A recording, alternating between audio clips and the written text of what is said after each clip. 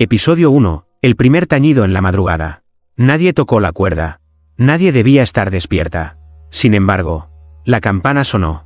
Aquel 17 de octubre de 1972. En el convento de Santa Aurelia. La noche se partió en dos justo a las 3:12 de la madrugada. El sonido fue claro, metálico, desgarrador. No fue el tañido de rutina para el rezo del alba. Fue uno solo, largo, doloroso, como si alguien lo hubiera arrancado de las entrañas del cielo. Me llamo Sor Lucía. En ese entonces, era una novicia de apenas 18 años. Dormía en la celda número 9, junto al claustro principal. Fui la primera en despertar. O eso pensé. Corrí al pasillo, descalza, con el hábito torcido y el corazón como un tambor. Las otras hermanas empezaron a salir, una a una, con los rostros pálidos y el mismo pensamiento en la mirada. Nadie debía haber tocado la campana. Sor Carmen no apareció. La encontramos minutos después, en la antigua sala de votos perpetuos, sentada frente al altar apagado, con las manos cruzadas sobre el regazo y una sonrisa extrañamente dulce dibujada en los labios. Sus ojos, abiertos, fijos en el crucifijo colgado del techo. No había sangre, no había señales de lucha, solo la sensación de que alguien, o algo, había estado allí, observándonos. Murió en gracia, susurró la Madre Superiora.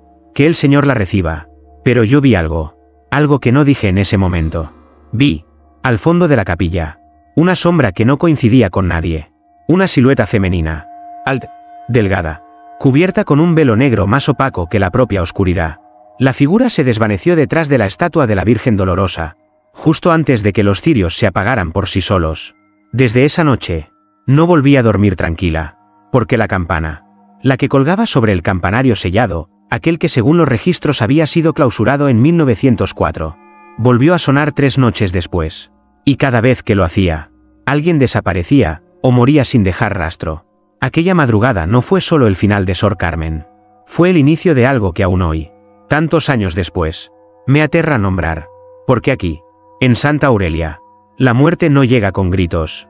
Llega con un tañido. Uno solo. Y nadie, absolutamente nadie, sabe quién lo hace sonar. Episodio 2. La regla del silencio. Si quieres conservar el alma, conserva la boca cerrada. Así estaba escrito, con tinta marrón, como oxidada, en el reverso de un crucifijo de madera que solo la Madre Superiora podía tocar. Yo no debía saberlo. Nadie debía saberlo. Pero la campana había vuelto a sonar. Y con cada tañido el convento dejaba caer un trozo más de su secreto. Después de la muerte de Sor Carmen, se convocó una reunión en el refectorio, a puerta cerrada. Las cucharas estaban boca abajo. Los platos sin agua bendita. Un símbolo, ninguna protección serviría si alguien decía lo que no debía. Yo me senté al final de la mesa, con los dedos entrelazados sobre el hábito y el pulso como un rosario arrojado al fuego. A partir de hoy, dijo la Madre Superiora, con la voz que solo usan las personas que han visto la ruina y no retrocedieron. Retomamos la regla del silencio. Nadie se atrevió a preguntar qué significaban retomamos. Nadie salvo yo. Por dentro. La regla del silencio. Según se nos recordó, porque aparentemente siempre estuvo ahí. Solo que nadie la pronunciaba. Constaba de 4 mandatos. No investigues el tañido. No nombres a las hermanas muertas sin certificado del obispo. No subas al campanario, aunque sepas cómo hacerlo. Si escuchas un segundo tañido en sueños, confiesa, pero sin palabras. No entendí el último. O preferí no entenderlo. Esa misma noche, mientras todas fingíamos dormir, vi sombras moverse por debajo de las puertas. Oraciones que no eran oraciones. Susurros que parecían más bien tratados. En el pasillo, Sor Magdalena, la más anciana, con un manojo de llaves antiguas que no coincidían con ninguna cerradura del convento actual. La seguí. No como una pecadora curiosa, sino como quien busca un salvavidas en una sala que se inunda sin ruido. Caminó hasta el corredor que conducía a la biblioteca prohibida. Esa que solo se abría en Cuaresma y con permiso escrito. El aire olía a cera vieja, a polvo bendito. La puerta estaba entreabierta. Dentro, Sor Magdalena sostenía un manuscrito con la cubierta de cuero cuarteado. En el lomo, un título borrado por el tiempo, de Campanis et Silentio. Me oyó respirar. Lucía, dijo, sin volverse. La campana no avisa la muerte. La cobra. Me acerqué, temblando. El manuscrito hablaba de un pacto. Un pacto entre quienes fundaron Santa Aurelia y algo que vivía en el bronce. Una entidad que no soportaba las confesiones incompletas. Los votos hechos por miedo. Los silencios que eran tan culpables como los gritos. Cada vez que una verdad se pudre, leí. La campana pide carne. ¿Y si rompemos el pacto? Pregunté. Y sentí la osadía como una blasfemia que se pega a los dientes. Sor Magdalena cerró el libro de golpe. El sonido fue tan seco que juraría que el campanario respondió con un eco ahogado. El pacto ya se rompió una vez, susurró. Por eso la clausura del 1904. Por eso el campanario sellado. Por eso, la sonrisa de Sor Carmen. Quise preguntar más. Pero un golpe en la... Episodio 3, el diario de la priora muerta. Nadie abre un diario de una muerta esperando buenas noticias. Pero lo que encontré era peor que cualquier profecía. 3 días después del segundo tañido. La biblioteca prohibida fue cerrada de nuevo. Sor Magdalena desapareció. Oficialmente. Fue enviada a un convento en Segovia por motivos de salud. Pero su celda quedó intacta. Su rosario seguía colgado del cabecero. Y su bastón aún tenía polvo del pasillo secreto. Lo que nadie sabía es que antes de irse, o desaparecer, me dejó algo escondido bajo mi colchón. Un cuaderno encuadernado en cuero marrón. Con un lazo rojo de cera que lo sellaba como si guardar secretos vivos. En la primera página, una letra temblorosa decía: Diario personal de Sor Beatriz del Dolor, priora de Santa Aurelia. Año del Señor 1899. Lo abrí con manos frías. Las páginas crujieron como huesos viejos. Han vuelto a sonar las campanas sin manos. Decía la primera entrada. Y esta vez, no se conformarán con rezos. Cada palabra escrita allí era una revelación empapada de miedo. Sor Beatriz hablaba de noches donde la campana sonaba en sueños. Y luego, al despertar, faltaban hermanas sin dejar rastro. Nadie admitía haber oído nada. Nadie confesaba haber visto. Pero en la sacristía aparecían manchas de sangre seca. Y siempre, el aire olía a incienso quemado con carne. Ella sospechaba que el origen estaba dentro del bronce mismo. No era solo una campana. Era una prisión. Un relicario maldito. Algo, o alguien, estaba atrapado en su metal desde los tiempos de la fundación del convento. Mucho antes del siglo XIX. Sor Beatriz escribió: He leído en pergaminos escondidos bajo el altar viejo que la campana fue fundida con el oro de un ídolo pagano encontrado en ruinas romanas. Era la cabeza de un dios olvidado. Sin ojos. Sin boca, solo oídos. Un dios que no escucha oraciones. Solo escucha secretos. Y exige sacrificios por cada verdad silenciada. En las últimas páginas, la letra de Sor Beatriz se volvía errática. Como si hubiera escrito en medio de un ataque o una posesión. Intenté callar el tañido. Subí al campanario. Pero no hay cuerdas. La campana tiene venas. Palpitaba. Y alguien la alimenta desde abajo. Lo supe cuando vi los ojos rojos en el metal. La última frase estaba subrayada 3 veces con tinta negra. La campana no mata. Solo llama. Lo que mata, baja por la escalera después. Esa noche, no dormí. Cada crujido de madera. Cada ráfaga de viento en la ventana. Parecía llevar consigo un eco metálico. Y cuando finalmente cerré los ojos, soñé con una escalera de piedra en espiral. Bajaba sin fin. Y al fondo, alguien esperaba. No vi su rostro. Pero llevaba hábito. Y sonreía como Sor Carmen. Episodio 4, la confesión interrumpida. Hay pecados que no se pueden confesar en voz alta, porque al hacerlo, algo se despierta. El invierno llegó de golpe a Santa Aurelia. Las paredes rezumaban humedad. Los cirios se apagaban solos y el incienso ardía sin que nadie lo encendiera. Fue entonces cuando ella apareció. María Dolores. 16 años. Mirada de cordero y una voz tan suave que parecía rezar incluso cuando callaba. La trajeron de Zaragoza. Según dijeron, por una advocación prematura. Pero desde el primer día, algo en su forma de caminar entre los bancos, como si los oyera murmurar, me hizo sospechar que había visto más de lo que decía. La noche del 8 de diciembre, durante la vigilia de la Inmaculada, María pidió su primera confesión. La Madre Superiora le asignó al Padre Alonso, un cura anciano que ya casi no celebraba misa pero que mantenía las manos firmes y la mente lúcida. Se encerraron en el confesionario de madera vieja, justo al fondo de la capilla, el que chirriaba cada vez que alguien se arrodillaba. Pasaron 5 minutos, luego 10. Entonces se oyó un golpe seco. Corrí con otras hermanas. El confesionario estaba entreabierto. Padre Alonso, desmayado. Vivo, pero con los ojos en blanco y un rosario incrustado entre los dedos como si lo hubiera apretado con furia. Y María Dolores no estaba. Solo quedó su velo sobre el reclinatorio, doblado con extraña perfección. La buscamos por todo el convento. En las celdas. En la sacristía. En los jardines cubiertos de escarcha. Nada. hasta que Sor Pilar gritó. En la pared del claustro viejo, justo bajo la ventana del campanario, aparecieron unas marcas. 5 dedos. Como si alguien hubiera intentado trepar desde el abismo. Eran manchas secas, oscuras, sangre, y al lado, con una caligrafía imposible de determinar, una frase escrita con lo que parecía ser un dedo mojado en la herida. No quería decirlo, pero él ya lo sabía. Esa noche, el padre Alonso recobró el sentido. Tartamudeaba, lloraba. Decía que mientras escuchaba la confesión, sintió otro aliento dentro del confesionario. Un susurro que no venía de la niña. Una voz que le dijo, no la perdones. Ya es mía. Desde entonces, no volvió a hablar. Se limitó a escribir una sola palabra una y otra vez en su Biblia hasta desgarrar las páginas. Sube. El campanario seguía sellado. Pero la campana volvió a sonar. Una vez. Justo a las 3:12. Otra vez. Y con ese tañido. Los cuervos volvieron a rodear el convento. Pero esa, querido lector, es otra pesadilla. Episodio 5. El pasillo que no existe de día. Algunas puertas no se abren con llaves. Se abren con miedo. Y una vez abiertas, no siempre se puede volver. Después de la desaparición de María Dolores, la tensión en el convento podía cortarse con un crucifijo. Las oraciones se alargaban. Los silencios eran más densos. Y nadie, ni siquiera las más devotas, se atrevía a caminar sola por los corredores. Excepto yo. No por valentía. Por obsesión. La campana había sonado. Otra vez. Nadie quería hablar de ello.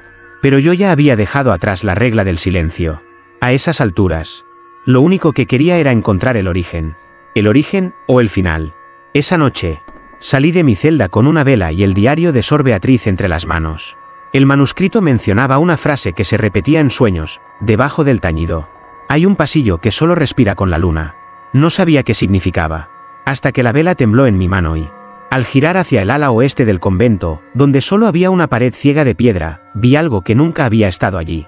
Una puerta de madera vieja, entreabierta. No tenía pomo. Solo una cruz invertida grabada con clavos oxidados. Tragué saliva. Entré. Del otro lado no había una habitación. Había un pasillo. Estrecho. Alargado. Con ladrillos húmedos que exhalaban vapor frío. A cada paso, el aire olía más a incienso corrompido y a cera podrida. En las paredes, cuadros colgados torcidos, retratos de mujeres con hábito. Algunas las reconocí. Otras jamás las había visto. Pero todas compartían algo, los ojos tachados con una línea de ceniza. El suelo crujía. Pero no bajo mis pies. Crack, crack, crack. Como si alguien caminara, detrás de mí. Me giré. Nada. Avancé. Al fondo del pasillo. Había una puerta más baja. Apenas de 1 metro de altura. En ella, tallado con letras casi infantiles. Aquí no entran las voces. Me incliné. Pegué el oído. Un murmullo. Como un rezo. Pero, invertido. Palabras dichas al revés. Un rosario al que le faltaban las cuentas y le sobraban los gritos. Antes de poder tocarla, la vela se apagó sola. Y en la oscuridad, escuché la campana. No la real. Una miniatura. Como si alguien la llevara colgando del cuello, y la agitara dentro del muro. Corrí. Corrí sin mirar atrás. Guiándome solo por el eco de mis pasos. Al salir por la puerta de la cruz invertida, tropecé. La vela cayó. Me levanté jadeando. Y el pasillo ya no estaba. Solo una pared de piedra lisa. Sin rendijas. Sin clavos. Nadie me creyó. Hasta que, esa misma noche, Sor Pilar fue hallada muerta en su celda. Con un pequeño retrato de sí misma entre las manos. Y los ojos tachados con ceniza. Episodio 6. El cuervo que custodiaba el campanario. El sonido de la campana no era lo más aterrador. Lo era lo que venía después. Lo que volaba sobre el convento, con alas negras y ojos que no parpadeaban. Desde la muerte de Sor Pilar, los días parecían más grises. Y las noches, más densas.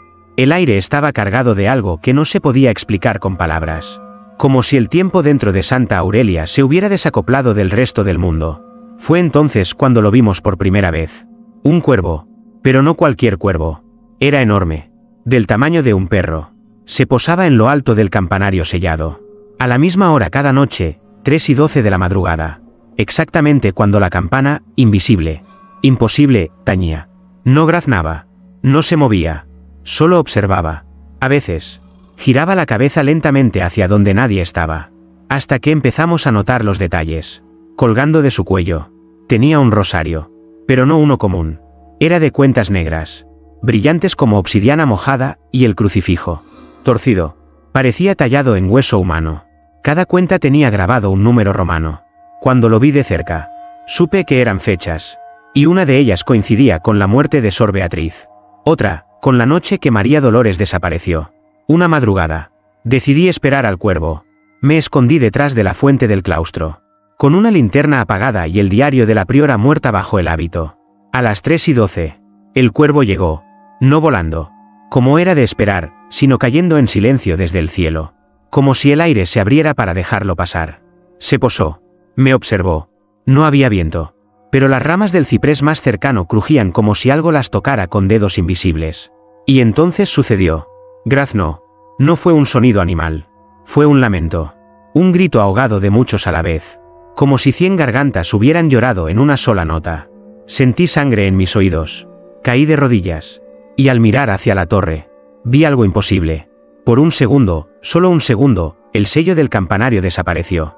Allí, en la oscuridad, algo se movía dentro. No era una figura completa. Era como un humo espeso, denso, con ojos rojos como carbones vivos.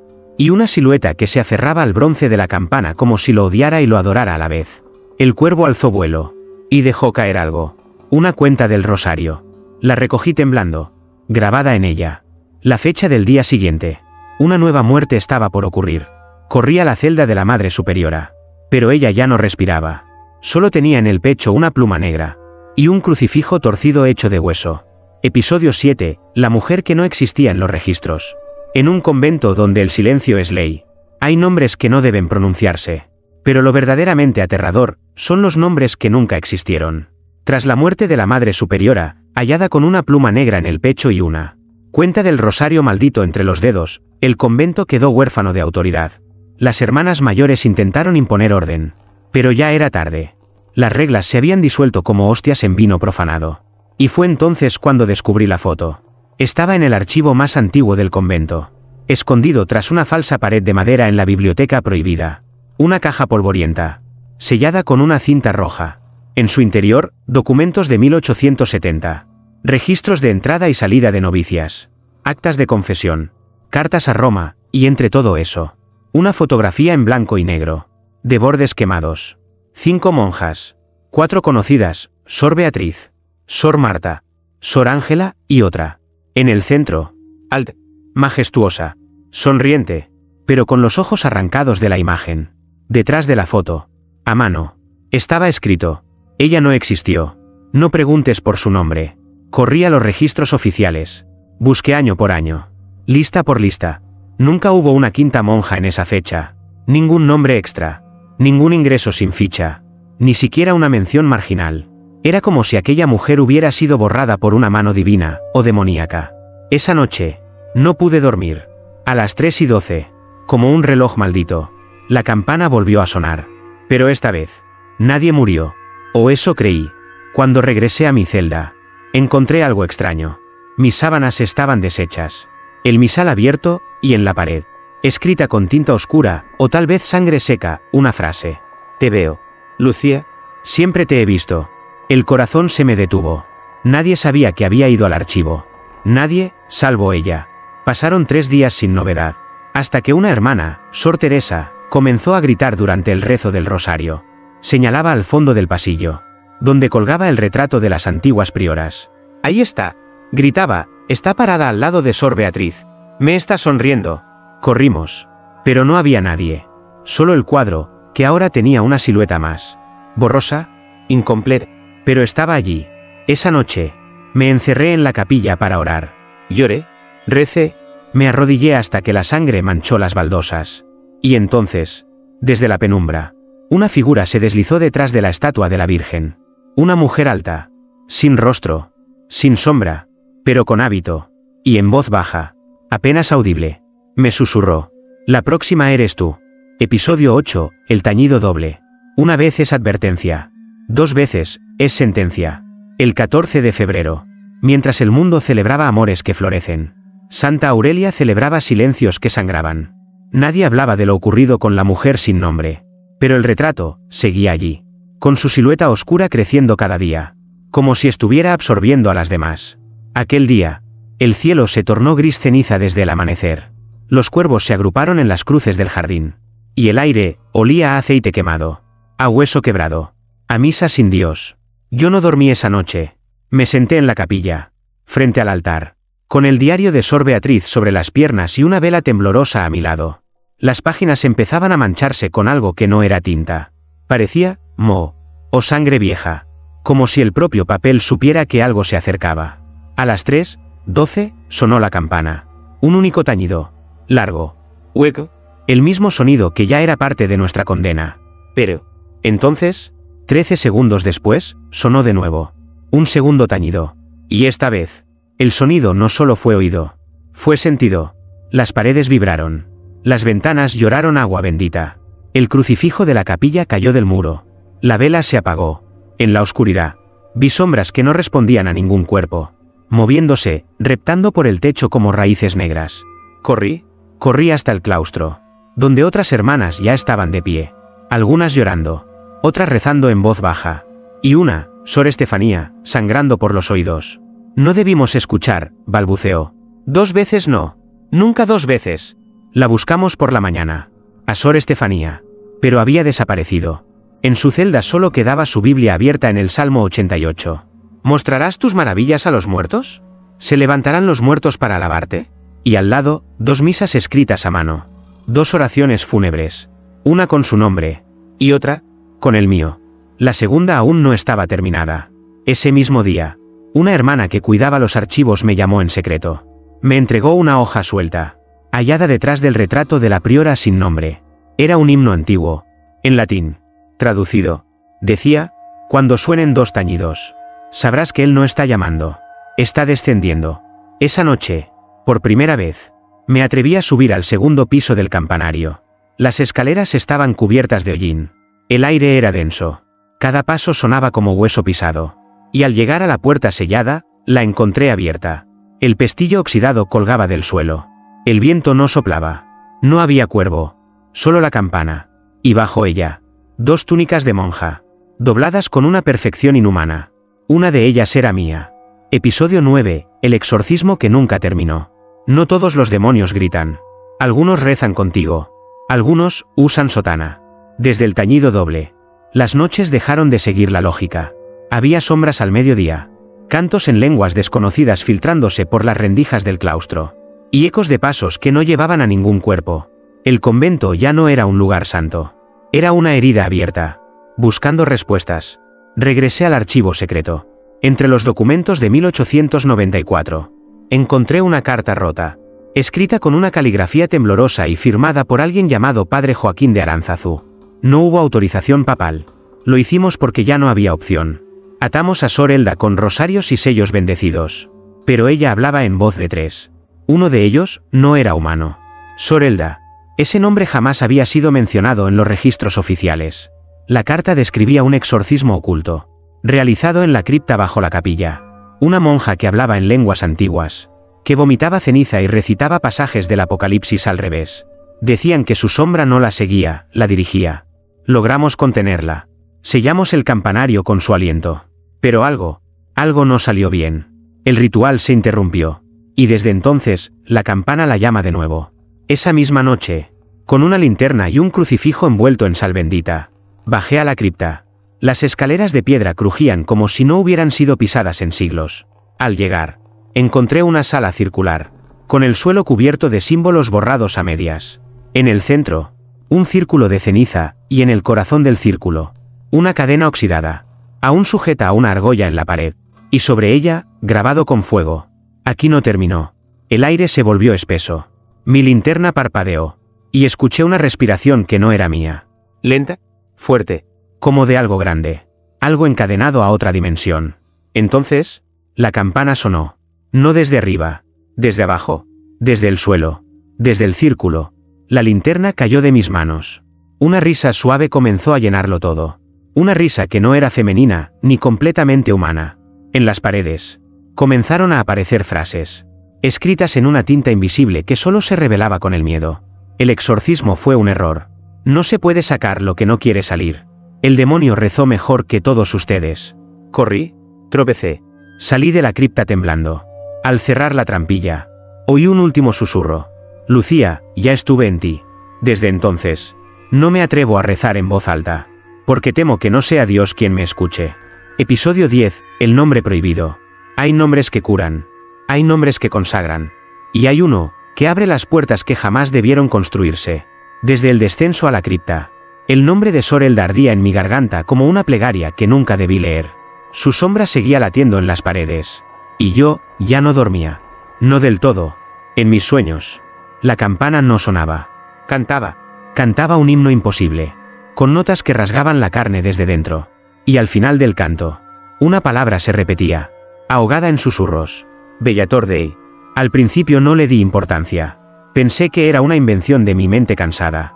Pero todo cambió cuando lo vi escrito en uno de los márgenes del diario de Sor Beatriz. Con tinta roja y temblorosa. Bellator Dei exige que se le nombre. Solo así puede cruzar. Fui a la biblioteca prohibida. Busqué en libros que ni siquiera tenían título. Entre leyendas heréticas, fragmentos de teología olvidada y símbolos que sangraban en la vista, encontré una página suelta, arrancada de un códice quemado. Bellator Dei. El guerrero de Dios. No es un ángel. No es un demonio. Fue hecho para juzgar, pero se cansó de esperar la orden. Ahora juzga por su cuenta. Se esconde donde hay fe corrompida y secretos no confesados. Se alimenta de votos rotos. Y cada campanada es una pisada más cerca. Aquella noche, cometí el error. Durante una vigilia silenciosa en la capilla, una hermana joven, Sor Irene, comenzó a murmurar dormida. Las otras no le prestaron atención, pero yo me acerqué. Sus labios decían, Bellator Dei. Bellator Dei. Bellator. La desperté bruscamente. Estaba pálida. Sus ojos, vidriosos, me miró como si no me reconociera y dijo, yo, no quería decirlo. ¿Decir qué? Le pregunté, aunque ya lo sabía. Su nombre. Él se metió en mi boca mientras rezaba. Ese mismo amanecer, el cielo no aclaró. Nubes negras cubrieron Santa Aurelia y la campana sonó antes de las 3:12. A las 3:06. Una vez. Luego otra. Luego otra. 6 tañidos. Las hermanas comenzaron a llorar. A confesarse en voz alta. A gritar pecados que llevaban décadas guardando. Una se arrojó por la ventana de la torre. Otra se arrancó el velo y huyó por los campos. Y en medio de esa locura, la puerta del campanario se abrió sola. Yo fui la única que se atrevió a entrar. Las escaleras eran nuevas, como si hubieran sido construidas esa misma noche. Subí, guiada por un calor antinatural. Y allí estaba. La campana ya no colgaba. Flotaba en medio de la sala. Debajo de ella, una figura sin rostro, con armadura hecha de crucifijos rotos. Me observaba sin ojos. Y una voz, ni masculina, ni femenina, ni viva, dijo desde el metal. Gracias por recordarme quién soy. Bellator Dei. El nombre prohibido. El nombre que no se olvida, una vez pronunciado. Episodio 11, la campana en sueños. Hay sueños que terminan al despertar. Y hay otros, que comienzan justo en ese instante. Desde que pronuncié el nombre prohibido, mi mente dejó de ser mía. Dormir se convirtió en una condena y estar despierta, en un castigo más sutil. En ambos estados, la campana sonaba. Pero en los sueños, el tañido tenía carne. Todo comenzó con un detalle apenas perceptible, cada vez que cerraba los ojos. El mundo no desaparecía, se duplicaba. Veía el convento. Pero al revés. Las cruces colgaban boca abajo. Las estatuas de los santos lloraban hacia adentro. Y las paredes respiraban, como si tuvieran pulmones ocultos bajo los ladrillos. Allí también estaba la campana. Sí, pero era más grande, más viva, y me llamaba. Una noche, soñé que caminaba descalza por el claustro. El suelo estaba tibio, como si alguien acabara de pasar con los pies manchados de sangre. A cada paso, un coro invisible susurraba mi nombre. No como oración, sino como sentencia. Y al fondo, en el altar central, colgaba la campana. No del techo, de mi cuello. Pesaba tanto que apenas podía mantenerme en pie. Pero lo peor no era el peso, era lo que sentía dentro de ella. Algo se movía. Algo que respiraba en sincronía con mis pensamientos más ocultos. En ese instante, entendí, la campana no suena desde fuera. La suenan desde dentro de ti. Desperté gritando. Tenía marcas rojas en el cuello, como si me hubieran colocado un collar de bronce al dormir. Las otras hermanas ya no me miraban con compasión. Algunas se persignaban cuando pasaba. Otras murmuraban salmos apenas audibles, sin mirarme a los ojos. Una de ellas, Sor Clara, se acercó temblando. Tú estás soñando con ella, ¿verdad? ¿Con quién? Con la campana que no cuelga. Con la que flota en la sangre de las dormidas. Me mostró su brazo. Tenía los mismos surcos rojos que yo.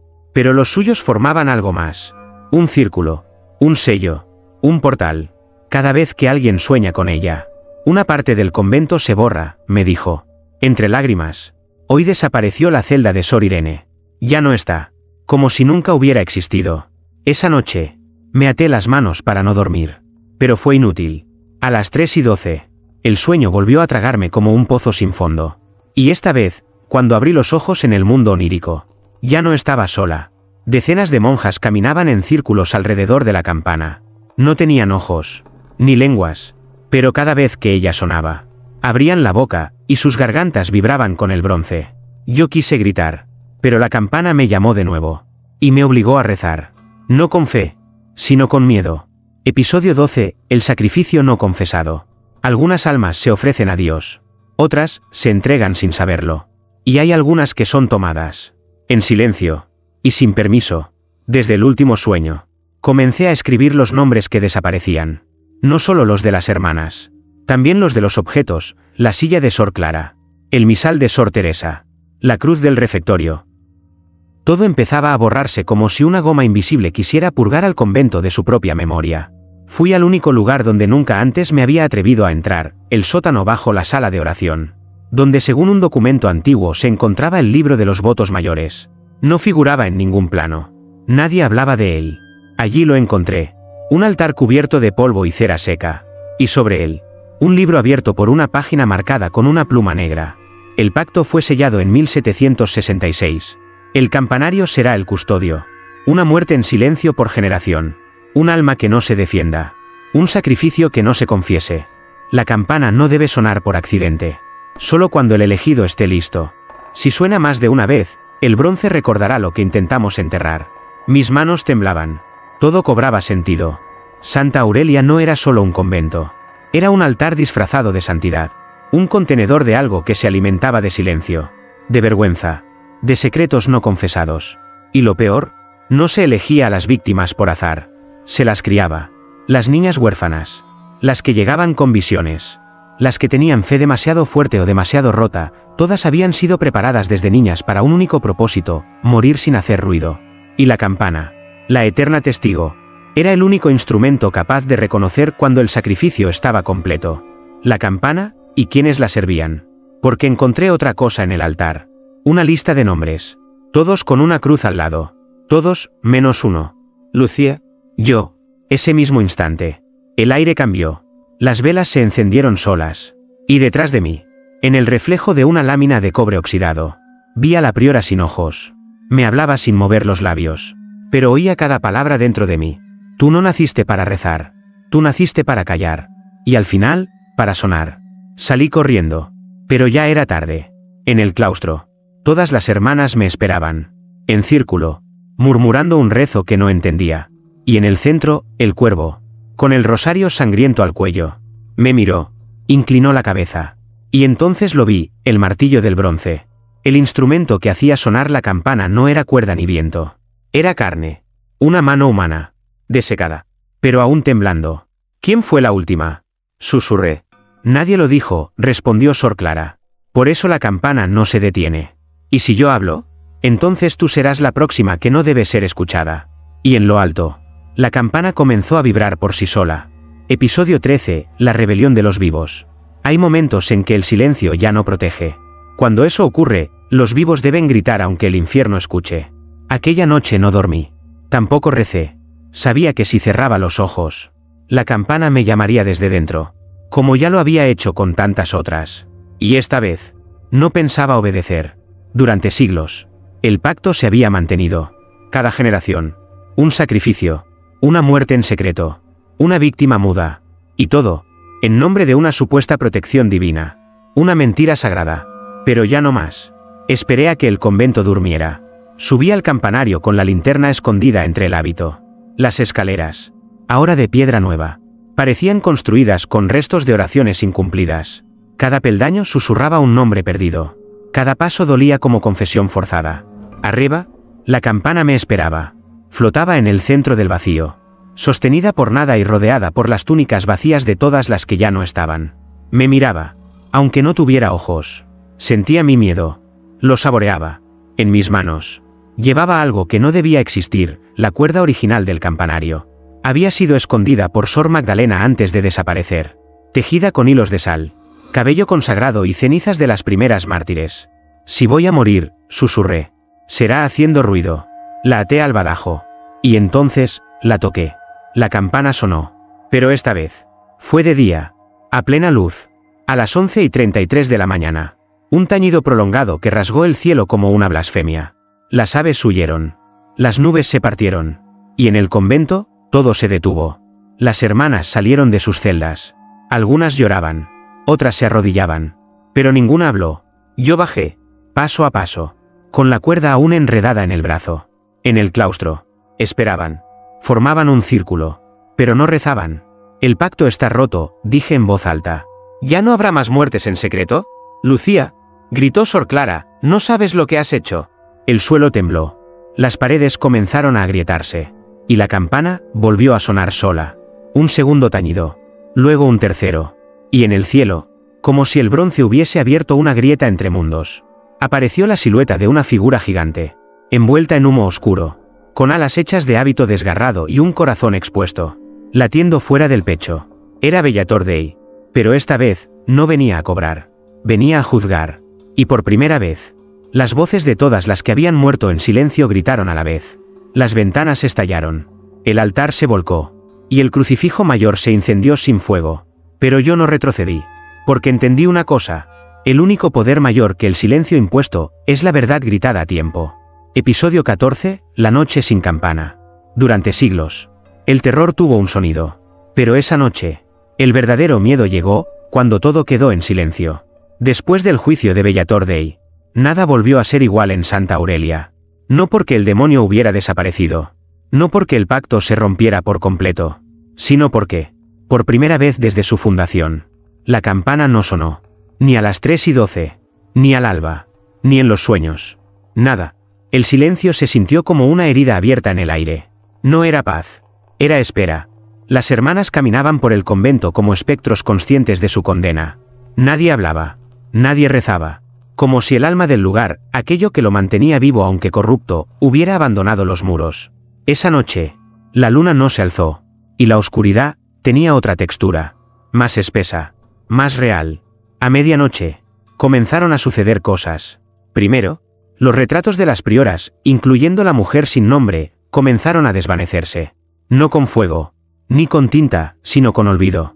Uno por uno, se borraban hasta que solo quedaban los marcos vacíos, colgando como testigos mudos de una historia que se reescribía sin permiso. Después, las paredes comenzaron a sangrar, pero no sangre roja. Era cera negra, espesa, que descendía en líneas perfectas desde las grietas recién nacidas en cada rincón sagrado. Las velas se apagaban solas, las cruces caían de espaldas, y luego, el suelo crujió. Una a una, las baldosas del claustro se levantaron. Debajo de ellas, no había tierra, ni piedra, había rostros, cientos, miles, miradas fijas desde lo profundo, talladas en la carne de quienes habían sido silenciadas, algunas con la boca cosida, otras sin ojos, todas con un mensaje en los labios que no podían mover. El sonido te protegía. Ahora estás sola. Quise correr, pero mis pies no respondían. Y entonces, al fondo del convento, vi algo imposible. El campanario se derrumbaba solo, sin explosión, sin viento, simplemente colapsaba como si ya no tuviera razón de ser. Cuando la última piedra cayó, todo quedó quieto, y en esa calma muerta, escuché una voz en mi cabeza, suave, femenina. Era la mujer sin nombre. ¿Crees que por romper el pacto has traído la libertad? ¿No ves que yo era el precio para que ustedes siguieran existiendo? Ahora, Lucía, no hay pacto. No hay sonido. No hay contención. Y fue ahí cuando entendí. La campana no solo llamaba a la muerte. La campana la encerraba. Ahora, sin ella, la muerte camina libre. Episodio 15, la última llamada. El silencio nos abandonó. La campana cayó. Y entonces, finalmente, escuchamos lo que había detrás del tañido. Santa Aurelia ya no es un convento. Es un eco. Un espacio que recuerda haber sido sagrado. pero que ahora vive atrapado en un presente que se deshace con cada respiración. Las paredes están vacías, las cruces rotas, las puertas abiertas de par en par como bocas hambrientas que nadie se atreve a cerrar. Yo sigo aquí, no porque quiera, porque no puedo salir. Las hermanas se han ido. Algunas huyeron por los campos. Otras se perdieron en los pasillos que ya no llevan a ninguna parte. Unas pocas simplemente se borraron, como si nunca hubieran existido, como si el convento las hubiera tragado como parte del precio final. Y yo me convertí en su cronista involuntaria. Escribo estas palabras en un muro, con mi propia sangre, porque no quedan libros, ni velas, ni papel. Todo lo escrito se desintegra al amanecer. Todo excepto el bronce. Sí, la campana. Pensamos que había sido destruida, que el campanario al caer la había sepultado. Pero nos equivocamos. La campana no estaba hecha de metal. Estaba hecha de memoria. Y la memoria no muere. Solo espera a ser recordada. A las 3:12, sí. Incluso sin torre ni cuerdas, sonó una vez más. Pero esta vez, el sonido no vino del cielo. Vino desde dentro de mí. Sentí el tañido recorrer mis huesos, vibrar en mis dientes, resonar en mi pecho como si mi corazón latiera al ritmo de algo más antiguo que el tiempo. Y con ese tañido, escuché voces. No una, miles. Todas las que murieron en silencio. Todas las que fueron ofrecidas como sacrificio. Todas las que callaron creyendo que eso las salvaría. Me hablaron a la vez. No estamos en paz. No fuimos elegidas. Nos convirtieron en campanas humanas y nadie oyó nuestros gritos. Y al final, una sola voz. Fuerte, nítida, mi propia voz. Desde el futuro. Lucía, tú también fuiste una campana. Solo que no lo sabías. Y ahora eres el tañido final. El sonido que no convoca muerte. Ni juicio. Ni redención. Sino memoria. Si alguien encuentra esto, si aún hay oídos humanos fuera de estos muros, escúchame bien. La campana de Santa Aurelia nunca necesitó ser tocada. Siempre supo cuándo sonar. ¿Y ahora? Ya no suena para anunciar una muerte. Suena para avisarte que viene por ti.